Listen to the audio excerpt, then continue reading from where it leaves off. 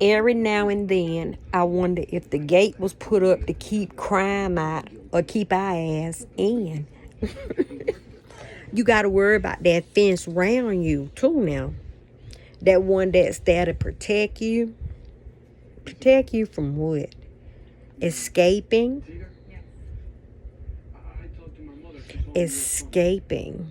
What? Let's say that we had to leave because of hostility or conflict in the United States of America. What would be our escape route? Where would we go? What if they coming from the north? Boom, boom, boom, boom, boom, boom. Our escape route would be what? The south? Would Mexico welcome us? I ask myself that every day. Will Mexico accept me? Knowing I'm an American and how much I discriminate. Every now and then I wonder if the fence was put up to keep crime out or keep our ass in.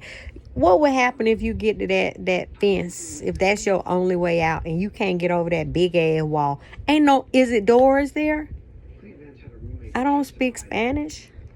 I done seen people at the top trying to get over. What are they running from? They running from hostility and chaos. And that could very well be me stuck at that wall trying to get away from something. What if those children are trying to escape? People kidnapping and torturing and all kind of But I'm the only one who think that way. And I know I'm straight out motherfucking crazy. Let me show you what's on my wall over there. I'm a motherfucking minion. And I got a lot of mad scientists all around me. And all I see is weapons of mass destruction being made.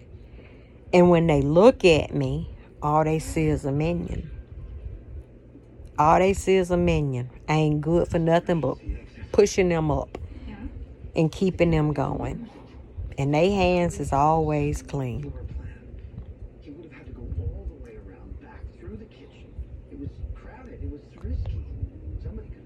Do better. You know better, you'll do better. You know better. You know better. You know better.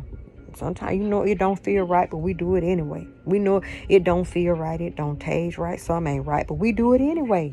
Look at me, I'm guilty of sin. I'm a sinful old wretched. I won't never be done till I'm covered in dirt and ain't breathing no more. And I just get so fearful, I try so hard not to live there. And I know that it's going to one day be my grace. Death shall one day grace me. Then I'll be done. Then I'll be fully matured. Won't be nothing left for me to learn. Nothing else. It's so much to learn and to see and to do. So many people to meet. So many places to explore. But we can't get there because we're minions. And everybody want to own the world. Why can't you just get you a little piece of the pie? Why you gotta have a whole motherfucking pie? It ain't your pie. Now I can understand if it's your birthday cake. It's your birthday cake. But no. It's your pie. It ain't your pie. It might be your birthday cake, but it ain't your pie. It's my cake and I want to eat it. You supposed to. Why you ain't supposed to have? Yeah, if it's your cake. Don't give me a cake and tell me that it's not mine. And don't tell me I gotta share it. You don't have to share your birthday cake if you don't ever want to. It's your cake. It got your name written on it. And it's meant for you to have. And it's by your grace that you share your cake with others. I don't believe in making people share their cake if they don't want to. No, it's their cake. You get in the crumbs and all the frosting. If they want to lick the frosting out of the top of the pan, it's theirs.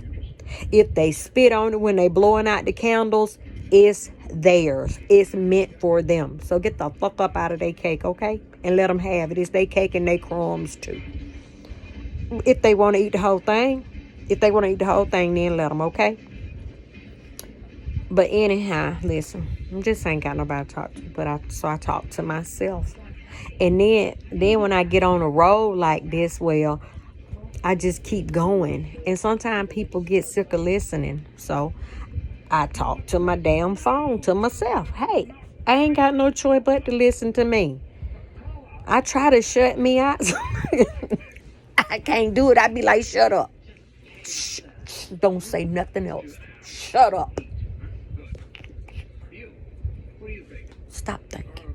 Stop thinking. You think too much. And it still don't work. It don't work. So how can I make somebody else by force? By force. Gotta use force always. And see, I could understand if I was your child and you were raising me. But I ain't your child and you ain't done raised me. And you don't got no right in my life. But all my rights have been taken away. And they call it laws, governing forces. And I always reflect back to the Bible. You see it. Right there. All your rights were taken away. And it's written right there. You see, you read it. War, slavery, everything by force, all of that. It's the foundation to a whole lot of stuff that we got going on. And you know they testimonies and people testifying about Jesus. And I don't know if the Old Testament was, and perhaps it was the second book, was the first book might have been God's trial. Then the second book came along with Jesus' trial. Maybe both of them were on trial at the same time. The reason the books is written like that. And a lot of different people who were there, maybe it was more than one person who transcribed. You got a lot of accounts of God because you might have had a lot of charges against God. And here's the things that he did in this area. And here's the thing that he's responsible for in this area. And you know, you got people running, trying to get away. And so they going somewhere else and they looking for help. And they over here telling people what's going on. And don't nobody want to listen. And you got people up here just blowing shit up. And saying that it's okay. They saying it's okay to kill all of them people. Are they infected with some sort of bubonic disease or bubonic plague? I mean, I don't know. Why is it necessary to kill all of them people like that? What do they have? What have they done? What did they do? That the children, you know, the children got to be slaughtered, and the people who ain't even fighting, people who ain't even did nothing to you. Do you not want to leave any witnesses at all? You don't want to leave nobody who can charge you. We just gonna kill them all. Can't nobody bring no charge against us. Ain't nobody left. We just gonna go in there and lay over the land and take everything that we want. Didn't they not do it? That's not what they did in the Bible. They bombed them and then they raided the camps. I'm just saying. I didn't write it, but when I read it, that's how I interpret it. And it's not meant to step on anybody's toes, because I tell you, when I first had a revelation of how I feel right now, when my mindset changed with the Bible, I fell back in my bed and I just started crying. And I said, it's hopeless now. I just felt so hopeless for real. Because my hope was set on the Bible and going to heaven and seeing my children, my parents, my grandparents, and my loved ones, seeing them again. And then I just didn't even feel like that was going to happen. All of that was not real. It all felt like a fantasy in my head. And I began to see God as just a natural person, just like I am. And a person who just did horrible things to people, who's not gonna come to my rescue in my weakest moments. And I see all them sands, and when you just see one set of footprints in the sand, that's when I was carrying you, and all kind of stuff like that. And I don't even, that one set of footprint were mine unless some damn body was dragging me. Now, if somebody were carrying me, it won't you. It was somebody else. Either I done passed out or they done hit me across the head. That's how I be thinking.